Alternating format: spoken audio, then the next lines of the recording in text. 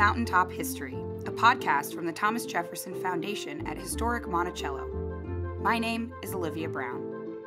For this special New Year's edition of our podcast, we reached out to the guides of Monticello and asked what are some of their favorite quotes from history that they share with visitors and why. Hello, I'm Alice Wagner. I am a guide at Monticello, and my quote comes from Thomas Jefferson's book, Notes on the State of Virginia. It does me no injury for my neighbor to say that there are 20 gods or no God. It neither picks my pocket nor breaks my leg. This is one of my favorite quotes to share with visitors, especially when I am talking about religious liberty and Jefferson's commitment to securing it not only here in Virginia, but across the country. Because it really illustrates that for Jefferson, religious liberty was not simply about different groups of Christianity, but also about all people, whether somebody was atheist, polytheist, or anywhere in between.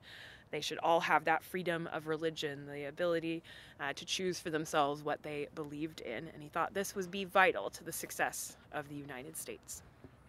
My name is Laura Michael Balderson, and I am a project assistant here at Monticello.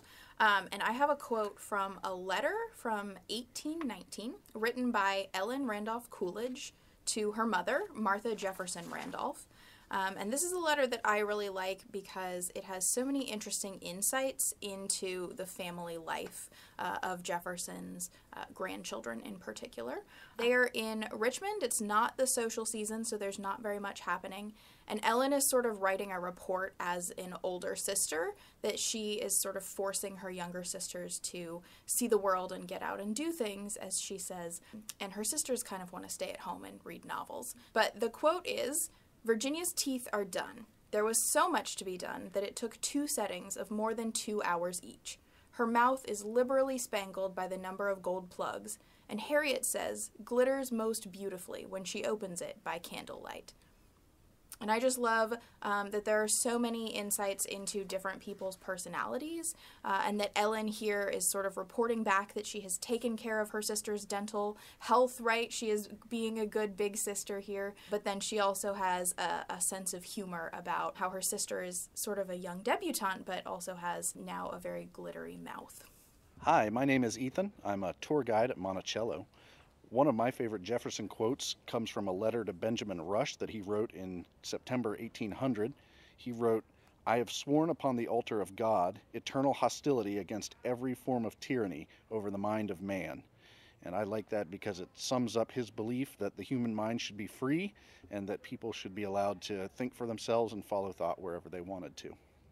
Hi, my name is Liz Workosta. I'm a guide here at Monticello, and one of the quotes that I like to use on my tours is by a modern author named Myra Coleman. She states that Jefferson is a monumental man with monumental flaws. And as a guide here, I try to walk the midline on Jefferson and not make him a complete angel or a complete devil, because he's a bit of both or a lot of both, depending on who you ask. Hi, my name is Mikey Amos, and I'm a guide at Monticello.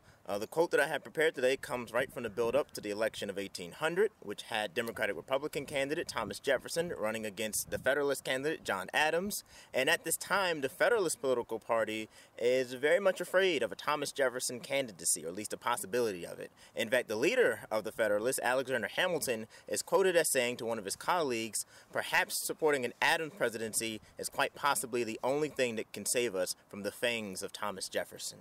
At this time, the election of 1800 will go on to become one of the most controversial elections in American history, in which it will also produce a constitutional crisis and a tie in the Electoral College.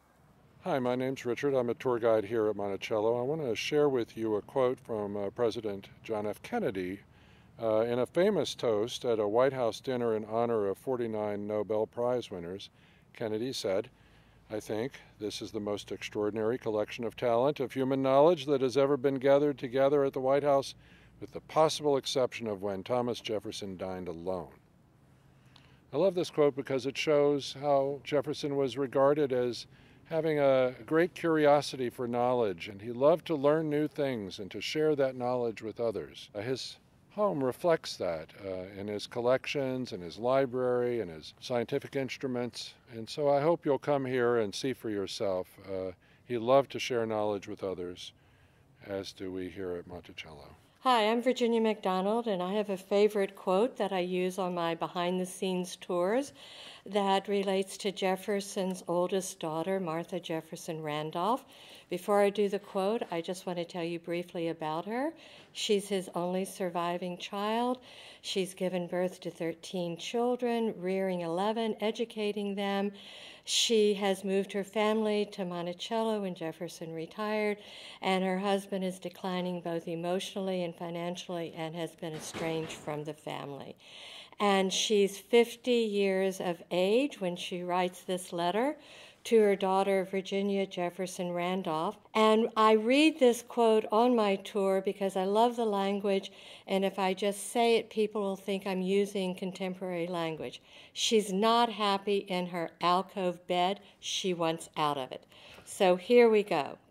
Quote, "I have at last succeeded in having my alcove turned into a closet, and you have no idea how much it has added to my comfort." And this is what I like coming up now. "I laid regular siege to Papa," that would be the author of the Declaration of Independence, "who bore it in dignified silence for some time, but I gave it to him. I gave it to him for breakfast, dinner, and supper, and breakfast again, till he gave up in despair at last, and when it is painted, it will not disfigure the room at all." And so, ladies, it was a very patriarchal society. We have come a long ways. We still have a bit ways to go. Hello, my name is Sam Riggs. I am a tour guide here at Monticello. And my favorite quote from Jefferson comes from a letter he's writing to his friend James Madison, sharing his thoughts on some of the drafts of the Constitution. And that quote is, "The people are the only sure reliance for the preservation of our liberty." I like this quote because I find it very inspirational. It's one of those quotes from Jefferson where it doesn't just apply to his time, we can take it into our time too, and let that inspiration fuel us into making changes in the future as well. My name is Kyle Chattleton, and I'm a guide at Monticello. My quote comes from a speech delivered by the abolitionist Frederick Douglass, titled, "What to the Slave is the 4th of July?" In it, Douglass states that the Declaration of Independence contains America's, quote, saving principles, and goes on to say, "Stand by those principles.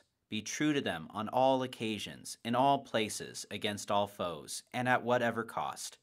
One of the reasons why I appreciate what Douglass has to say is because it reminds me about the stories of Monticello's enslaved community, like that of Peter Fawcett, Sally Hemings, James Hubbard, Ursula Granger, Israel Gillette Jefferson, and so many others who through their lives proclaimed the truth of the Declaration and its statement about human equality. Through unspeakable oppression, violence, and trauma, they kept alive their cultures and created new ones, raised families, nourished and sustained one another, persevered, and resisted. And Olivia, do you have a favorite quotation? Well, speaking of Israel Gillette Jefferson, I like sharing with visitors a quote that comes from an interview he had with a newspaper in Ohio. In the interview, he said, "Since I have been in Ohio, I have learned to read and write, but my duties as a laborer would not permit me to acquire much of an education. But such as I possess I am truly thankful for, and consider what education I have as a legitimate fruit of freedom."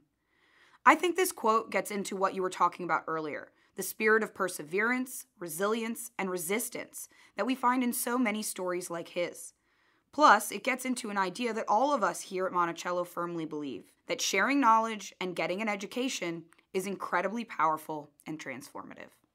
Olivia, it's exciting having you on for this podcast, in part because we're going to be hearing a lot from you in the coming months. Indeed. This is exciting news to share, and I'm very much looking forward to being a part of the Mountaintop History team. My favorite part of my job as a guide is sharing history with our guests, and podcasts are a great way to share with those who can't visit us in person as well. So, from now on, you'll be hearing more from Olivia on Mountaintop History. I'll still be around here and there, and starting with this episode, you should expect to hear episodes of Mountaintop History every other week on Fridays. Until then, Olivia, would you like to do the honors? Sure.